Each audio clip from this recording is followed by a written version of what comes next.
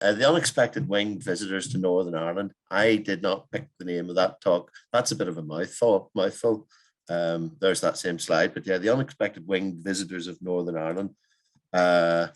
Strange Things with Wings is what I thought was a more appropriate name for the talk, because that's really just what I want to talk about. It is just a talk about some of the most out of place winged creatures that have been recorded in Northern Ireland. That have got here for a variety of reasons, but by and large, I'm not talking about things that, come in on the back of a lorry or fall out of somebody's pocket. I'm talking about the stuff that gets here by and large by its own steam, although there are, as I say, exceptions to every rule. So Strange Things with Wings. So obviously the most common thing, and probably what I'm going to cover most of, is birds. But I'm not really going to cover things, it's strange things with wings. So I'm not going to cover things like common migrants, but that's not to do down any of our migrant species, because each and every one of them are amazing in their own right. When you think of things like, there's the common chiffchaff there, the bird at the top. I mean, that's one of the most common breeding birds in Eurasia, in the European continent. You're talking hundreds of millions of individuals make a journey from, North Africa, Southern Europe, Iberian Peninsula, place like that, and they go to Northern Europe, all through Europe. But and sometimes make even longer journeys. So you're talking a really, really small bird that makes quite an awful lot of birds. I suppose it's amazing what they can do. But yeah, you're talking about they can cover in a matter of days that there's no way that we would die trying if we were to walk it. Simple as that. But I mean, it goes throughout the spectrum. I mean, everybody knows about birds. Birds are the most obvious example, but there's other things. I mean, classic example there, you've the painted lady butterfly. I mean, that's a butterfly that comes from Southern Europe, Atlas Mountains, in fact. And over several generations, sort of like a hop, skip, and a jump, or piggybacking on the last generation, the butterflies move north, they breed, the life cycle is completed, they lay eggs, the next generation appears, and then they move northwards, and eventually they get to the UK and Ireland. And everybody thought that was the end of the story, but no, it's what they actually found out is that by pointing radars up in the sky, they found that painted ladies actually migrate. I mean, the last generation to arrive here, all the rest have died. The parents, the forebears are all dead. So this insect that has no knowledge of how to do it has this instinct that allows it to travel back to the Atlas Mountains in the winter. So nobody told them how to do it. Why did nobody know what was going on? Because what they found is that nobody observed the painted ladies on the ground, because the radars showed that they were flying backwards, flying south at about 500 meters of altitude. So, amazing, absolutely amazing creature. The hoverfly there is a thing that, to be honest, a few years ago, I wasn't even really aware of, a thing called a marmalade fly. And I knew about moths, I knew about butterfly migration, bird migration, but I had no real idea that things like hoverflies could migrate. And that's a species that, you've got resident marmalade flies, great name as well. But also, our populations are bolstered by all these, hoverfly flying across the Irish Sea. It seems bizarre to me anyway. And then the other one is probably one of the most common moth migrants, which is the silver Y. And that, so some of these things arrive here in, numbers either in the high tens of thousands or in some cases millions, if not tens of millions. So I said I wasn't going to cover these species, and I've spent about 5 minutes speaking about them, so I better swiftly moving on. There's other things that, I'll call it scarce migrants. They don't occur too often, but, not that you expect them, but, it's not a big surprise. It's always amazing to see.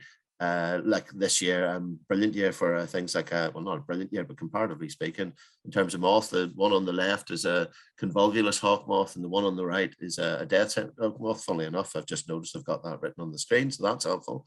But two of our largest moths, big, strong, powerful flyers, come from Southern Europe. And this year there was one record. Usually as moth recorder, I get one record maybe every 2 years of death's head hog moth. This year I was lucky enough to see one.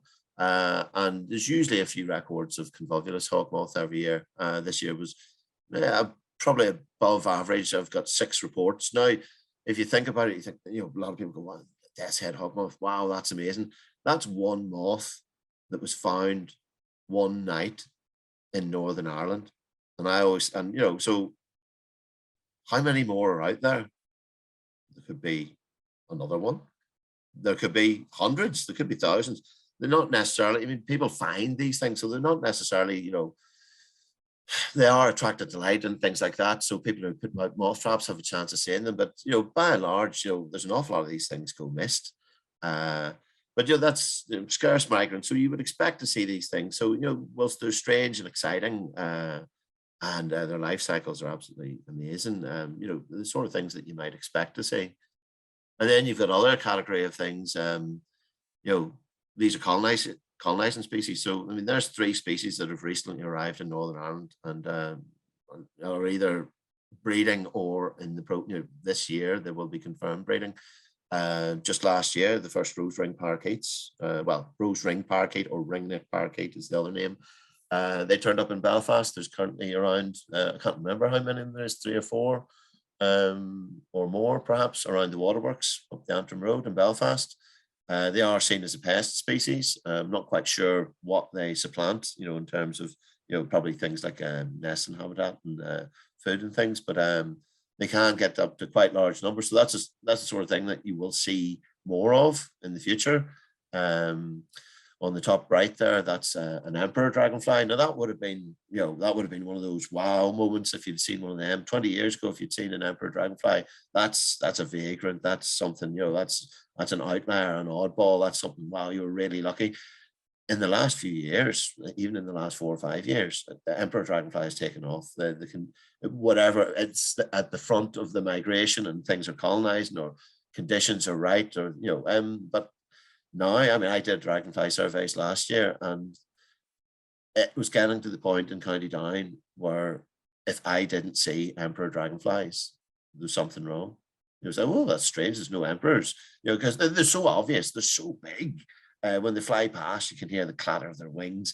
Absolutely astounding things. But you know, they weren't a feature. You know, they just weren't a feature of Northern Ireland's landscape. A few years ago now, you know, they're here and they're here to stay. And then, yeah, me with my moth head on all the time. That's a moth that I was first turned up at an Ulster Wildlife Nature Reserve at Glenarm, the first record for Northern Ireland. Which, you know, would have been a turn up in itself. You know, it's always nice to get something, you know, first for Northern Ireland. I think it was the second Irish record. It's a species, Devon carpet. I mean, it's one of those names. It's not really aptly named anymore. It was restricted to the South English coast. But whatever, there's, whether it's an environment, it's some environmental trigger, whether it's climate change or something like that.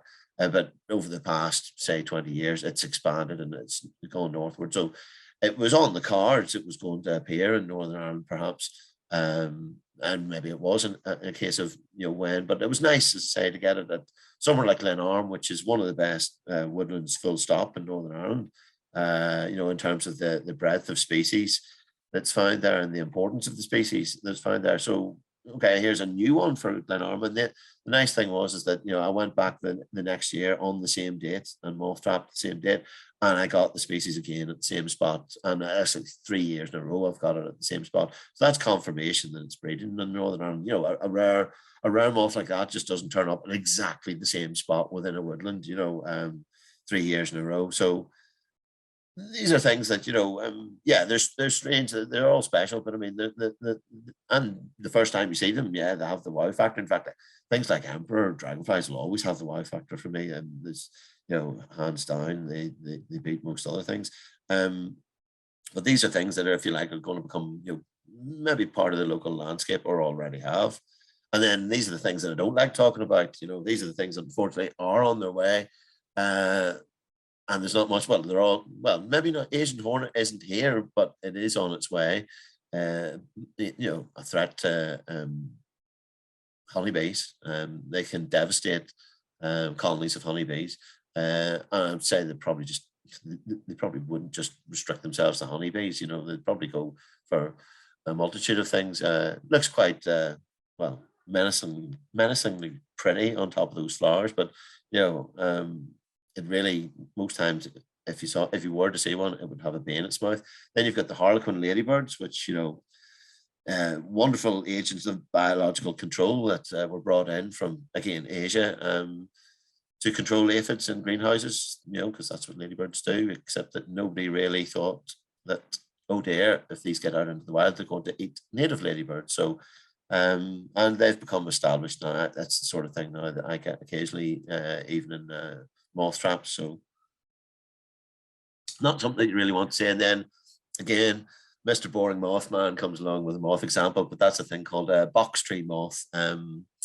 And that was first recorded in County Down. I think it was maybe about 2015, maybe not the first Irish record, but it's maybe not that much of a problem in the sense that, it's named box tree moth. So its caterpillars feed on box. We don't have a native equivalent. So maybe a bane to gardeners. And if you're into things like, topiary and, cutting your hedges into the shapes of chickens and Admiral Nelson and things like that, then you're going to be in for a tough time because, there's nothing to stop box tree moth. I have seen photographs from European continent where, people have lifted the lid off a moth trap and they're in plague proportions. And that's,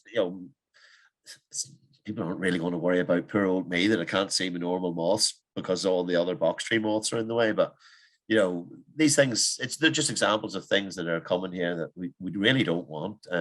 They've had a bit of a helping hand and they've got to Europe, with human help. But, once they got to Europe, once they started to establish in parts of Europe, they were always going to come here. France has a big problem with Asian hornet, so it was always going to push north. And, anyway, here I am talking about nasty things, horrible things. I'm sure they're all right in their original countries, but not here. But anyway, then I'm still, oh no, it's terrible. What have I done with this talk? I'm still on a negative track here. There are certain categories of things that, there's, like wood warbler. Wood warbler used to be like a chiff-chaff, same family, and used to occur in our woodlands, used to occur in oak woods and beech woods and things like that. And now it's a rare breeder and a scarce migrant. Things have changed. The fortunes have changed for wood warbler.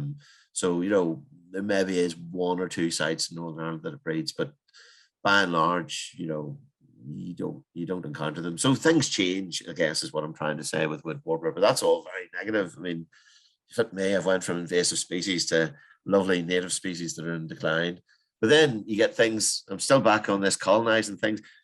These birds now shouldn't be strange to anybody who's picked up a pair of binoculars and had a dander around, an urban park or a coastal wetland or something, or a river, a little egret. And I meant to put the dates in for the first records, but little egret and collared dove. I mean, when they first arrived in Northern Ireland, that would have been something to go and see. The first little egret, that people would have jumped in the car. Now so common. So things change. I mean, it's an extremely common bird now, especially around the coast and in wetlands. And collared dove. Everybody's seen a collared dove if you put out a bird feeder at some stage. A collared dove, but there would have been a time when these species would have been, pretty rare, and it would have been, a bit of a treat to see them. I mean, who looks twice at a collared dove? Terrible thing to say, really. But most people ignore them.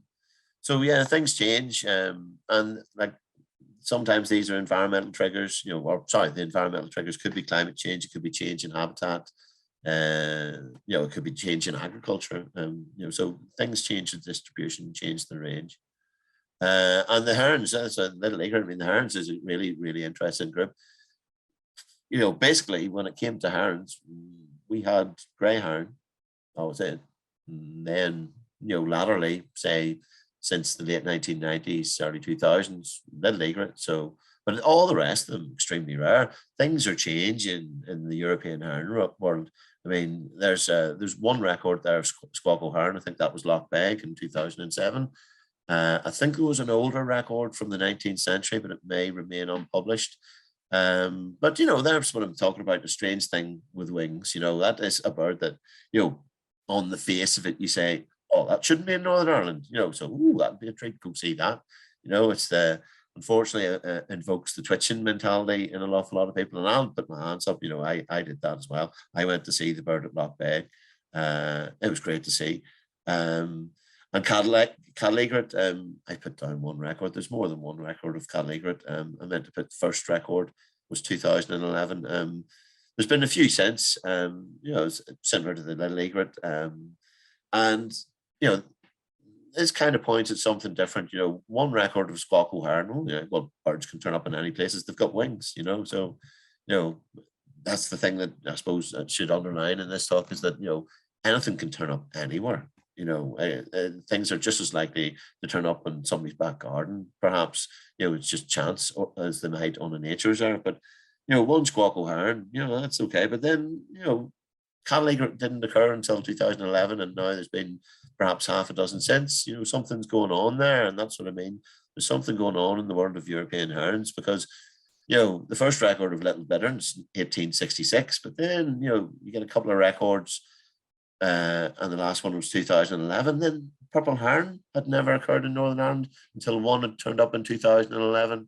Little bitterns a bit different. The last one, 1965, but there we go. This little egrets have become established. Purple heron turns up for the first time 2011. You get a couple of night herons fly over, near Lochbeg. Things start to change. And glossy ibis is turning up with more regularity. Great white egret is turning into quite a common bird. I mean, it's little egret on steroids, but that was a very, very rare bird. I think up until the early 2000s, there's only been 2 or 3 records of it. Now, I mean, I remember being at a nature reserve near Newry, and I saw one, and at the same time there were 2 others in Northern Ireland at least. So, and then spoonbill turns up. I should have put the first records of these things in here, and I can't remember them off the top of my head. But what I'm trying to say is there's something seriously going on. And a lot of people see this as a great boon. Look at all these species. What is happening is it's climate change.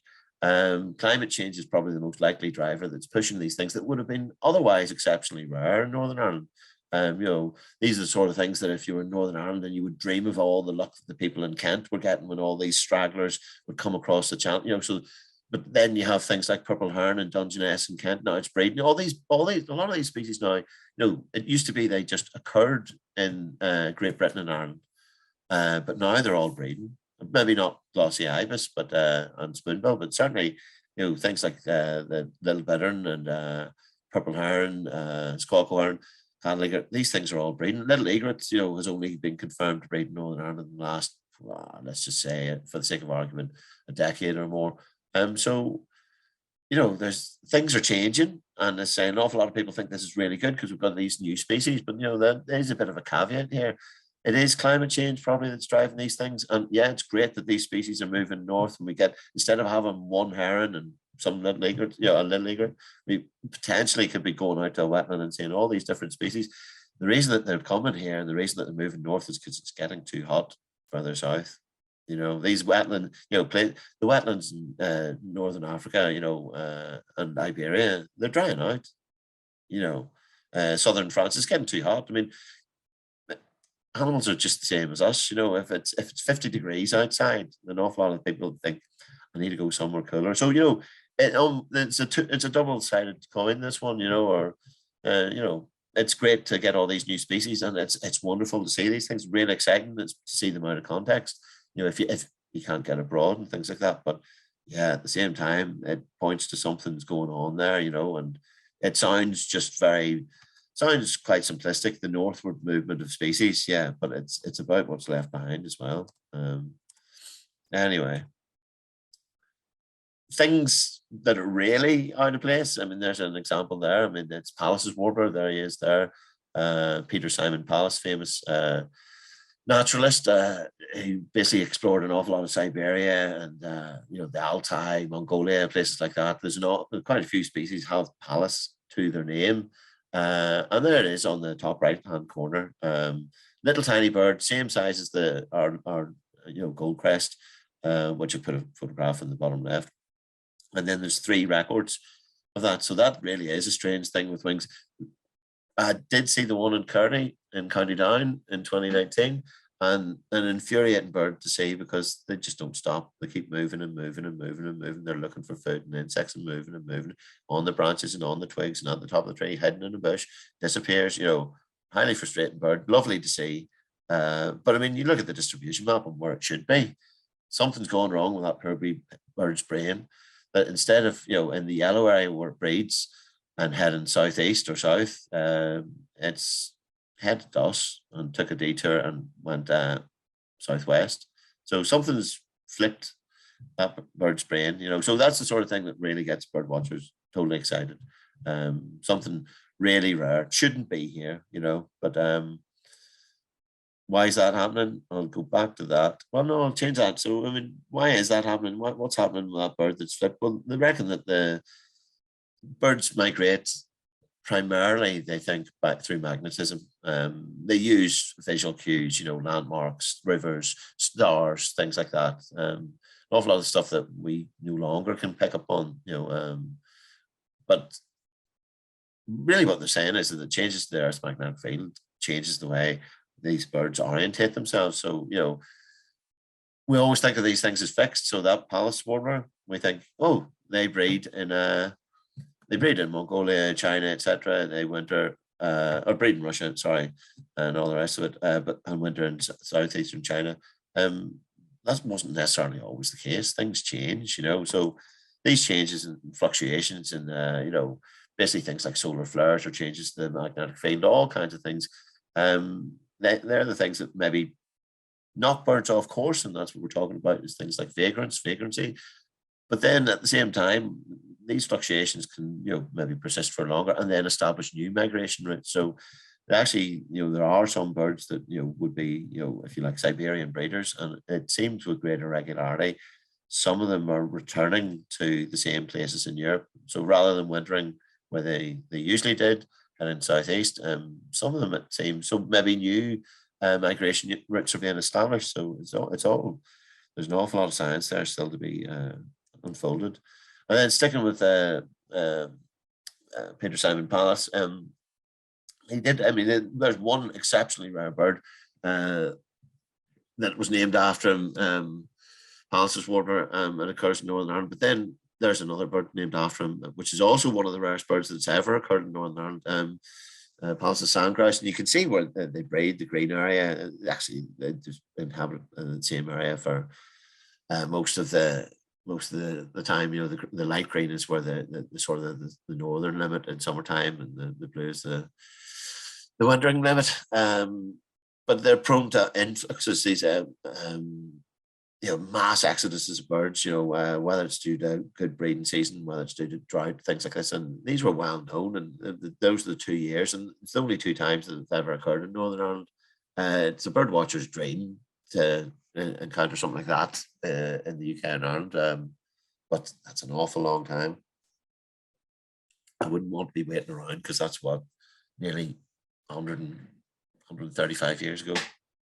Anyway, another example of an extremely strange thing with wings. But who knows? Then we've got things like the divers. There's 5 divers species in the world, and all of them have occurred in Northern Ireland. 2 of them are quite common around our shores, Great Northern Diver and Red-throat Diver. And then less common is Black-throat Diver. But there's only been 1 record each of White-billed Diver and Pacific Diver. You can see in the map, Pacific Diver, it's all in the name, it shouldn't be on this, it shouldn't be on the Atlantic. And that's, particularly, these are the birds that, bird watchers, I mean, there is an exodus of telescopes and binoculars to a hitherto little visited part of Northern Ireland, and suddenly it becomes the focus of everybody's attention. But there's some things that you do just think, are they out there? Like, because, I mean, who's looking? Or, well, there's a lot of people looking, but at the same time, there's an awful lot of Northern Ireland, and there's an awful lot of Northern Irish coast. So, what's to say there's 1 record of each of these? There could well be more, but they are particularly rare. I wouldn't mind seeing a white-billed diver. That would be up there, and not up near the top of my list. Then you've got things that are just I mean, these are all Southern European species. I mean, it just shows. I'll stick these up just because to show you that these are all, if you like, exotic species in a European, well, in the European context, yes, I suppose, in a Northern European context, but they all have occurred in Northern Ireland. you know, some of them okay, yeah. I mean, 1976 seems to have been a good year, where the last roller and well, the last roller and the only great spotted cuckoo occurred. I think the great spotted cuckoo occurred at Strangford Lough. Um, and Bee Eater, you know, I mean, these are birds. I mean, I haven't seen any of these birds in Ireland, and the thing is, it's just about luck. It really is luck. And by and large, these species, all these southern European species, most of them, you know, the best chance of seeing them is spring migration. Um, but really, if you see any of those species in Northern Ireland, you've had a particularly special experience. I can't remember when the last red rump swallow occurred. Oh well, actually, there's one not so long ago at Murlock. But again, these are birds as well. The thing about these birds, they're usually fleeting. You know, they usually don't hang around. You know, these are birds that, you know, if you see that they're there, the best thing to do is, if you have the opportunity, to try and go and see them, because don't rely on them being there 1 day, 2 days, 3 days before. Because as I say, these are birds that are on migration. They've overshot, if you like, in a sense. You know, maybe it is an element of going the wrong way, but you know, in one sense, you know, if they're tired, they're going to feed here. They might hang around. If not, they look around and they go, I think I'm in the wrong place, and they quite quickly correct themselves. Otherwise, we would have had breeding rollers and beaters and all these things. No, these things are generally found. You know, these are specialties, to say, of, you know, southern France, Spain, places like that, and amazing things, you know, but quite mad, and I suppose worth the experience, in that, you know, you could be standing looking at a hedge somewhere in, you know, a grotty bit of County Down, and you could be looking at a bee eater. I mean, there's something quite nice about that juxtaposition, when you know that this is, you're looking at something that probably shouldn't be there. Like, you know, it is an exciting experience. There are some stuffs that are absolutely, as I say, they're mind-blowingly rare. You know, belted kingfisher, only one example of that in Northern Ireland. The specimens in the Ulster Museum. It was on one of their displays. You could see it. It's just a big kingfisher, really. I would love to see one.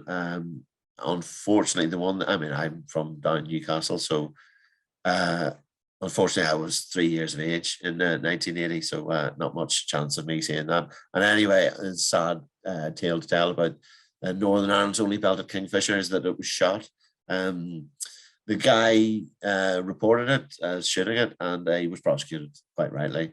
I think the judge fined him, I think it was something around £200 then, which £200 in 1980, you know, you're getting on to spending power. You could be, you know, add a zero onto that. You know, it's a hefty enough fine. Yeah, maybe equivalent to £1,000 a day or something. But I think the judge's remark was, if you didn't know what it was, why did you shoot it?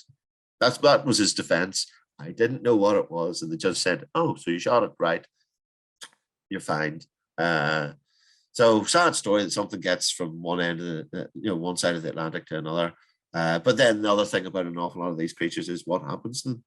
You know, what happens to a creature that should be living in North America? Does it just live out the rest of its days in Europe, looking for another belted kingfisher? Because they certainly don't fly back. The prevailing winds prevent it. You know, who knows? Highly unlikely. Highly unlikely. Then you've got another thing. I mean, this is another one. I mean, only one record of American robin. No, that it was actually found dead in Royal Gardens. When was that? How old was I? No, well, yeah, I was only like about 5 then, or something like that. So I don't feel too bad about not seeing that bird. But it's kind of in the name of that bird, Turdus migratorius. You know, same family as the blackbird. That's why it looks only vaguely like a robin, because it's got a red breast. But basically, it's in the blackbird family. And yeah, I mean, migratorious, because the yellow, you can see how far its range extends up into northern Canada, and how far its wintering range extends southwards. So this is a bird that's used to, you know, like an awful lot of these creatures that turn up on our shores, whether they're regular visitors or whether they're vagrants. They can cover large distances, and that's just one of those things. You know, that would be a bird to see. That would be, you know, I know it's only a blackbird type bird with a red breast, but I mean, that would be something special. And the numbers of these birds in North America, you just wonder, you know, how many of these birds, it's a question an awful lot of bird watchers ask themselves, how many of these birds, are out there on Irish headlands in the West, where there's no bird watchers, hardly any people, there's some sheep, there's a flock of sheep and there's, half a dozen, American robins bouncing in between their legs, and then nobody ever knows they ever existed. But then, there's an awful lot of coastline, and an awful lot of places where, these things. So nobody really knows the true numbers of these rare birds and vagrants. It's all, there's regular places to pass through, perhaps, or where you might have a chance, but by and large, it's an unknown science, and people who try and make it into science, and trying to calculate these numbers, it's a needle in a haystack job, to be honest. But exceptionally rare thing. Then I put up a bird that I didn't want to put up because the skin is mind-blowingly rare.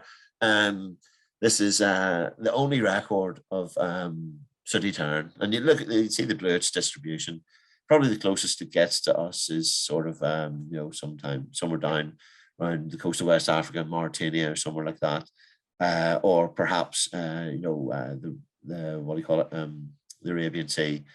The reason I don't like that bird, even though it's a beautiful bird, absolutely stunning bird, is because I didn't get the chance to see it, which is horrifying. And I don't know why I included this slide, but sure, you got to do these things to yourselves. It must have been mind, to see that in Northern Ireland.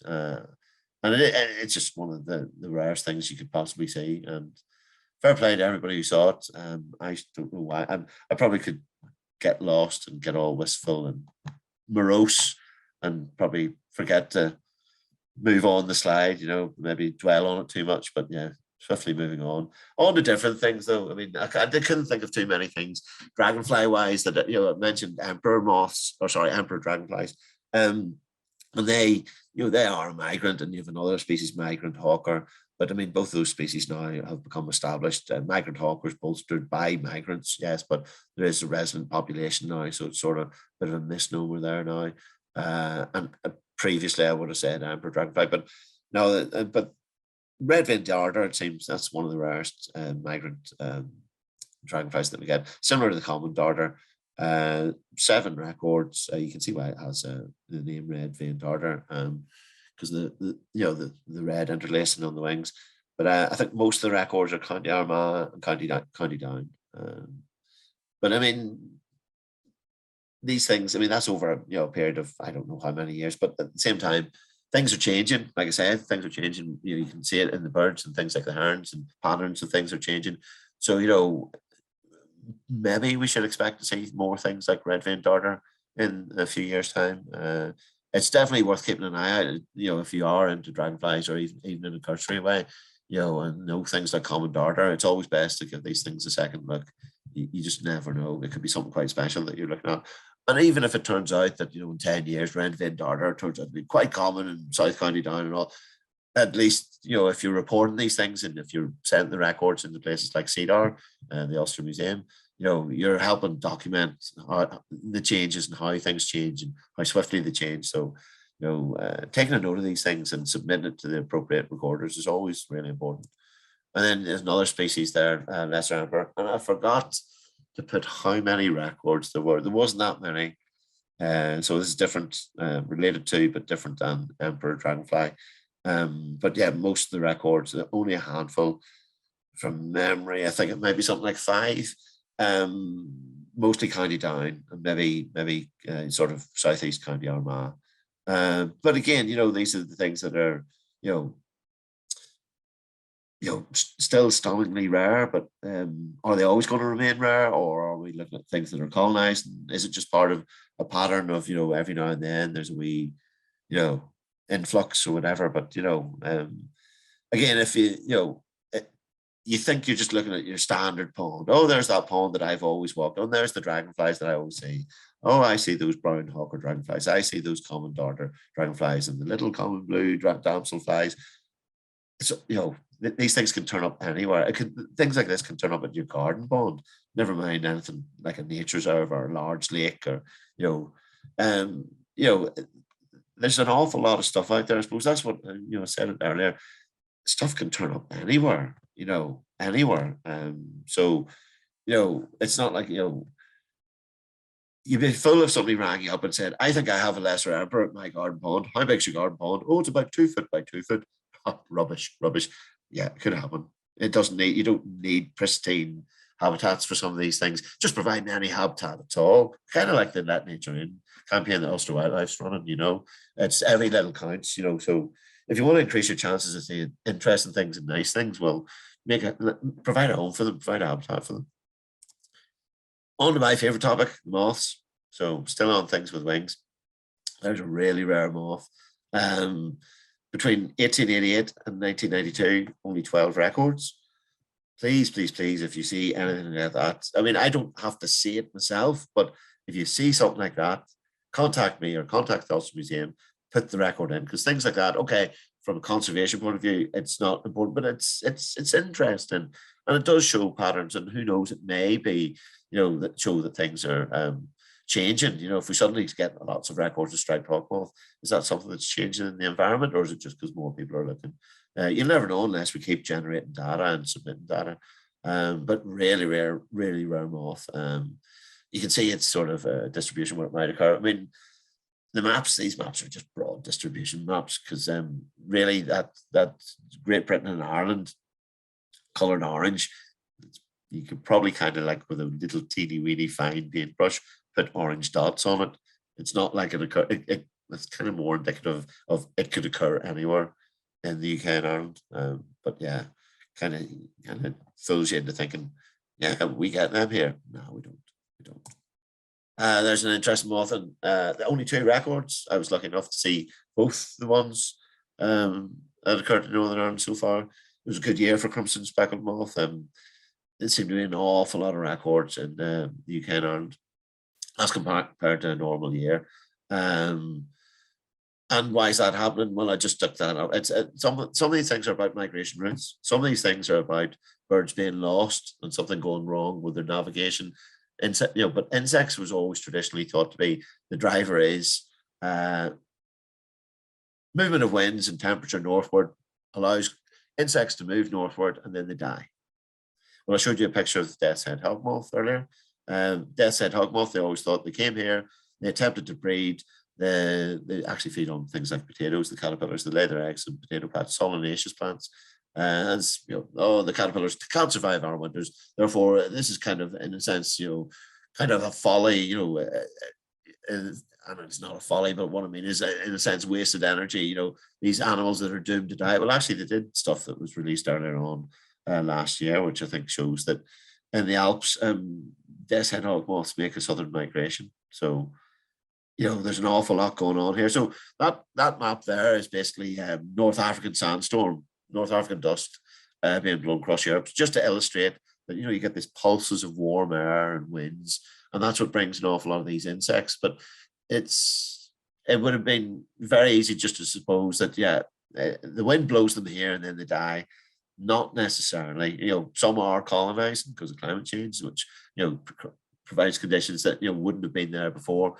But then some of these things are migrating back, maybe not in the same generation, so it might breed here like the painted lady, and then the offspring winter somewhere else. But, there's different drivers here. So Earth's magnetic field, we've got, air patterns, airflow, Saharan dust, warm pulses from Southern Europe. You get things like this, spotted air recurvalis, which they list as, being found in the tropics, so there probably occurs in Southern Europe as well. These are the sort of things that are being pushed northwards, and still only 3 records, and that makes it look like it's an enormous moth. It's tiny. It's about the size of your thumbnail, if not smaller. There's another one that, it's all these, funnily enough, turned up at the same. The only records of them all turned up at Murlock. And you think, why is it all turning up at Murlock? Murlock must be a really special place. Murlock Nature Reserve, National Trust site, down where I live, I love it. It's an exceptional site. But I mean, the reason that an awful lot of these species migrating north get picked up there first is because I've got the moth trap out. So it's, where's it going to turn up first? In the southeast. So therefore, the site in the southeast, gets the lion's share. But Again, looks like a giant moth. It's not, it's tiny. Again, it's about the size of your little fingernail. So, you've got all this stuff out there, and that's just the reason I'm sticking these up is just the tip of the iceberg, really. Same with the birds, maybe a bit limited in terms of things like the dragonflies, but when it comes to things like the birds and uh, the moths, there are dozens and dozens and dozens and dozens of strange species that the possibilities are not endless, I would say, but at the end of the day, what I mean is there's an awful lot of fun to be had if you're into this kind of thing, because there's an awful lot of stuff out there. I always stick up this moth, and I'm kind of not sick of looking at it. It's a terrible thing to say, but there's a thing called Stephen's Gem. It's the only Irish record. I got it at the Moth Trap in Murdoch, and I said before, I hope it remains the only Irish record. That's a terrible thing to say, but it's nice having the only one. I would hate it if next year somebody said, "Oh, did you hear about the 25 Stephen's Gem moths from North America that turned up?" Because it's only the 6th or 7th, maybe 7th time it had been recorded in Europe. That's definitely well off course. How did it get here? It was the jet stream, which is the picture. So the moth was probably trying to migrate south and got picked up in the jet stream, blown across the Atlantic, and for some reason ended up in my moth trap at Murdoch Nature Reserve. That's a bit bizarre, like it is a bit bizarre. It's something only maybe 2 or 3 centimeters long, and it nearly knocked me over. I nearly fainted when I saw it because I didn't know what it was.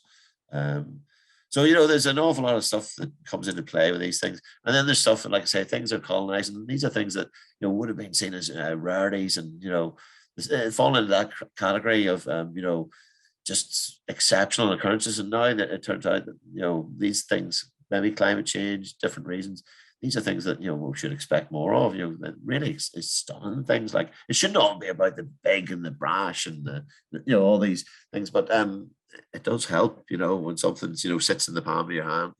I didn't think a moth could be that big in this country, but where things like Clifton nonpareil means without compare, better than the old English name blue underwing. Clifton nonpareil sounds so much more intellectual, but I think the Clifton nonpareil in the middle there. The first record, it was something like 130 years. It was recorded last year, 130 years since the previous record, 1890s, and yet last year there was 3 of them. It's went from an extremely rare species, and sort of one that everybody wanted in their moth trap, even in the south of England. Now I think in South England some people are getting a bit blasé about it, because it's like, oh, I had more Clifton nonpareils, but no, they're now occurring with greater regularity in Ireland. So there's an awful lot of stuff out there and an awful lot to look forward to. There's another one, no Irish records of that. No Northern Irish records of that, but there is an Irish record, County Wexford, I think about 20 years ago. These are the sort of things, so there is stuff to look out for. But I think, I think I'm running out. Yeah, I knew it. I was running out of steam. I give up. I capitulate. Thank you very much for that. But yeah, so I think you get an idea. I could have used literally hundreds of more examples. I didn't include any ducks. But then I didn't want to go down the duck route. We would be here all night. And the same with seagulls. I thought, who's going to be interested in seagulls? But there's an awful lot of strange seagulls that have been recorded in Northern Ireland. A lot of people tell me you shouldn't call them seagulls, but I call them gulls instead. But I wouldn't give them that respect. There's still an element of flying plastic bag to me. Like, even though if it's a rare gull, I will go see it. Sad, but anyway. So that's me. So if anybody has any questions, I don't know. I think put them in the chat, maybe. Yeah, I'm just looking, we've had a few questions come into the chat. So we've got one here from Patrick, who's asked, why are little egrets so much easier to see in winter? And also a couple of years ago, I think I may have seen a goshawk in Craigglen. Is that likely? Yeah, possibly. The thing about goshawks is that, they are, probably the UK and Irish populations all came from released birds anyway, if you like.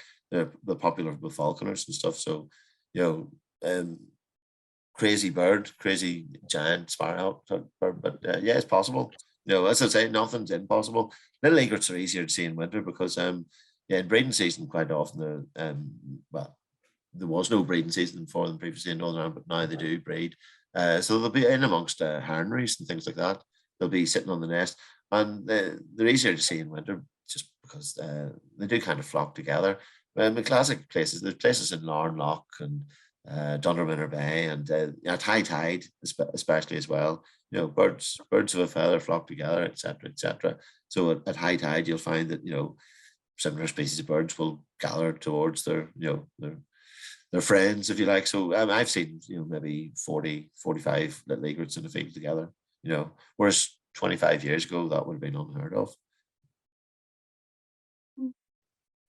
And then Patrick's also asked a question about what what causes the geomagnetic field to change? You're asking the wrong person. I would say that's oh dear. I mean, part of that paper that was released, solar flares play a big part. So solar storms and solar flares, but you would imagine that they're only temporary. There's you're getting into. I mean, I could talk and just be talking nonsense. I'm hoping there isn't a scientist here, because you have a furrowed brow and tutting away at me, going, "What is this man on about?" I believe it's to do with the Earth's the molten metal in the Earth's core moves, and that changes the. Yeah.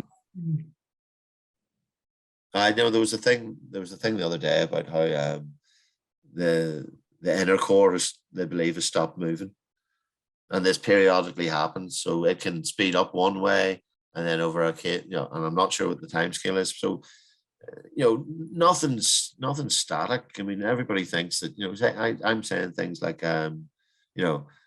chiffchaffs migrate from Iberia to Northern Ireland and back again. Yep, they do, but they didn't always do that. They didn't always do that. And how do I know that? There was a big ice sheet in the way 10,000 years ago. So where did the chiffchaffs migrate to then?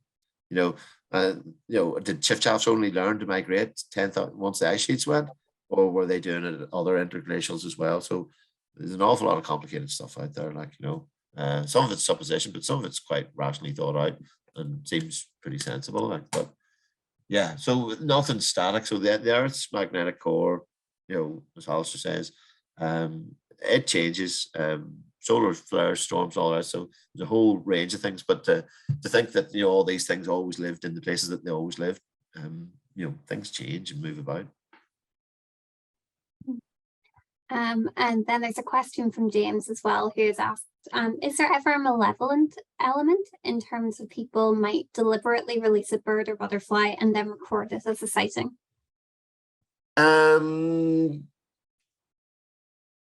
Yeah. I would. I'm not going to think of it. I'm not going to use any specific examples, but let's just say there are some very strange people out there. I'm not sure that too many people go in for the releasing birds. The difficulty with that ruse would be, I have this bird in my pocket, I'm going to release it, and then I'm going to tell everybody, and they'll all come and see my bird. So I release the bird out of my pocket and it flies away. There's a high risk strategy in that kind of underhand tactic, but there are people who do make up birds, claim sightings of things that they haven't actually seen, complete fabrications, and it's well documented. In fact, it's gone on for, it's kind of like part of the human character. There's a very famous bird watching case, the Hastings rarities, where all these birds that were seen by a famous, extremely eminent bird watcher, and when his records were reviewed, many years later, they realized that this doesn't ring true. And basically, I mean, the joke was on him. It's not much of a joke. It's actually quite a sad story, really, because what the British Birds Rarities Committee had to do when they looked at his records and went, "There's a body of these that are definitely made up. What do we do?" They had to chuck all his records out. So even the genuine sightings that this man had documented, and some of really significant bird records, the attitude is, well, they all have to go, and it happens across all taxa. There's people who make up moths, there's people who make up sightings of dragonflies, and quite often, it all sounds very plausible. I mean, I've been through the moth database, and there's a couple of individuals, and you look at the records and you just go, wow, that's amazing. That person saw every brilliant and most sought after moth in Northern Ireland in the space of a year. And then they never did any other moth recording ever again. They took it up for one season and they saw absolutely everything, gold dust, and then never did anything else. Job done, I would guess, job done, yeah. But, and in that regard, can you stand on over these records? So there is a malevolent aspect to these things. The other one that springs to mind is that there is a person who runs a website and company in England. It might even be called something like British Butterflies. Don't quote me on that in case he's listening and will sue me, because this person has it in their mind that it is okay to rear butterflies and sell them to any part of the UK and Ireland, and actively encourages people to release rare species such as marsh fritillary. Despite the arguments being put to this person that, number one, a lot of these species are protected. Number two, you're releasing them on sensitive sites. Number three, you're giving them to people who are releasing them willy-nilly and they're dying. And number four, actually, if you're sending marsh fritillaries from Yorkshire to Northern Ireland, what else are you sending with them? Are you going to threaten the Irish populations of marsh fritillary by introducing parasites that may, or funguses or diseases that may hitherto be unknown in Ireland, and then bang goes your marsh fritillaries or other species? And yet, and the thing is that, just the person mentioned malevolence, is that this person gets really, really angry about it. This person, is quite a nasty individual, it turns out. And despite butterfly conservation and other organizations, he's using loopholes in the law. So that's a really misguided approach, I suppose, is the kindest thing to say. But it's something that could end up being quite damaging, And unfortunately, it's one of these things that, people think it's great, the website, oh, I could buy this butterfly. And you know what? Maybe us and the grandkids, we could go out and we could round them up and then we could release them, and wonderful. And it's not. It's scary. Because there's enough invasive species getting around in the, as I say, jumping off the backs of lorries and stuff, without having to purposely introduce them, yeah. Yeah, and then we've got a question from Jacqueline as well. And she has asked, and I apologize for my pronunciation, she's asked, what about Banksia conspircatella or Daclea lichenella, or whatever it is? It's a pest and I dread it June onwards. What's the last bit? She says it's a pest. If the name is written out in the chat. No, it is Banksia conspircatella, I guess, and I met her, yes, lovely lady. And I was off for a while there, so I'm only just back at work the last couple of weeks, and I have to reply to her by email. I'm not sure how you get rid of that particular moth. It's dead, just to let people know, Banksia conspircatella, can't remember what its Latin name is. It's a moth that actually, I don't think you actually very rarely see the adults. It's the caterpillars, and they live in these little cases. And actually, this lady has them, and I'm not joking, in plague proportions in her house. It's weird. It's one of the rarest species that we have. We don't really know anything at all about it, why it likes this particular house. And I have pictures of it. There's loads of them on the wheelie bin. It's like, why do they like the wheelie bin? So very strange, but I will respond privately to that one, just see if I can point in the right direction. But yeah, I'm not sure what quite you do about that. It's, if you don't really understand what the creature does, how do you stop it, if you know what I mean? Okay, so Jacqueline, you'll hear from Andy privately about that one. That's great. And then the question from Anthony, which is, gulls tend to get a bad press. And he's asking, can anybody think of a positive contribution that gulls make? Maybe as scavengers? Oh yeah, definitely. And do you know what? I mean, they do get a bad press, but actually when you look at gulls, they are, it's just because we're so used to the bad press and the bad PR they get, but they are beautiful creatures. Like, I mean, if you actually take the time to stop and look at something like a herring gull, actually, and appreciate it for what it is, and maybe close your ears if it's making too much noise, and hide your chips. But you look at them and their aquiline features, the nose and the structure. I mean, they are quite an interesting. The thing is that even for a lot of bird watchers, avoid them because they're hard not to crack when you're getting so many species that look so similar, or the fact that they, it'd be all right if you could just look at one gull and go, that's that gull. But, when you're having to go through, 2,000 or 3,000 of them to find the strange looking one, which looks 99% same to the other ones. But no, the scavengers, yeah, I mean, I think, I would love loads of gulls to be on the Isle of Muck, which has the rats that we have to eradicate every year for the seabirds. They didn't used to be there when the seagulls were there. Unfortunately, outbreaks of botulinum disease. There used to be, there was accounts of, perhaps over 1,000 pairs, maybe 1,200 pairs of gulls on the Isle of Muck during breeding season.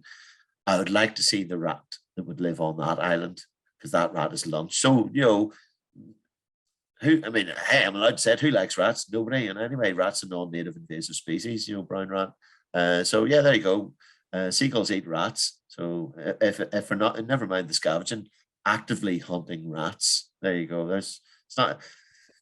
I maybe need to build a bit more of a case for gulls than that. But and the other thing is that they're incredible survivors. I mean, extremely long lived birds. Like you look at a seagull and you think, you might realize that it could be a couple of decades old. It could be older than some of the people walking around on a promenade, which is why they're damn good at stealing people's chips and ice creams. Because it's learned from experience. You get some bold hands. No way you're going to defeat that seagull because it's the cleverest seagull on the beach.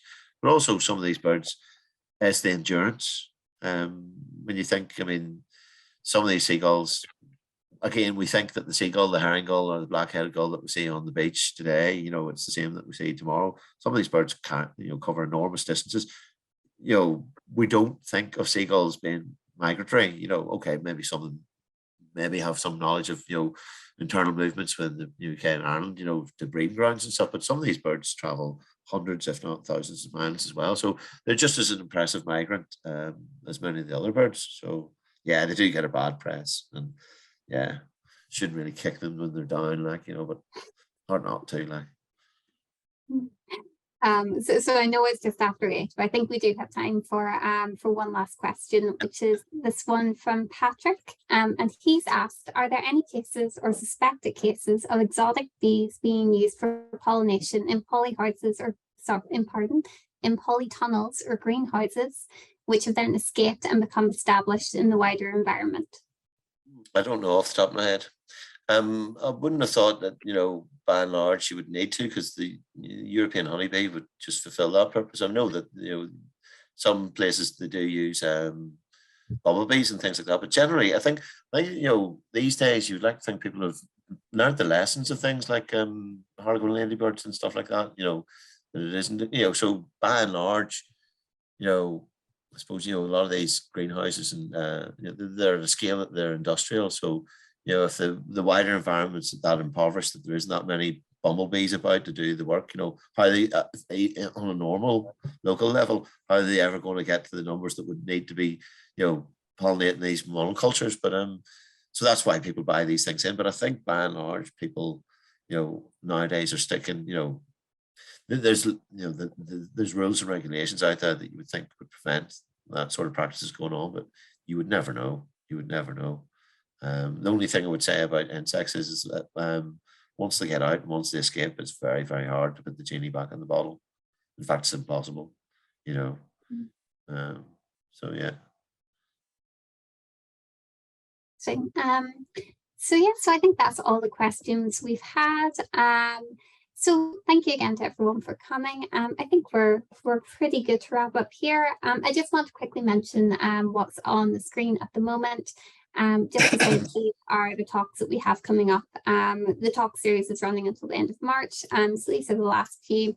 We'll be covering peculiar peatland plants, and we'll be having a session on wildlife photography with one of our colleagues who's a very talented wildlife photographer, Ronald Surgener. And also a talk on rewilding Black Mountain from Aaron, who's doing that work. And there's a couple of events coming up exclusively for Ulster Wildlife members as well, the Red Kite Tour. So be sure to book onto those if that's something you'd be interested in. And I just want to say a huge thank you for coming along tonight, and also for your support as members, because we really wouldn't be able to do the work that we do without your support, and it really is making a difference for bringing nature back in Northern Ireland. So thank you so much. I hope you enjoyed the talk, and yes, hope to see more of them in the future.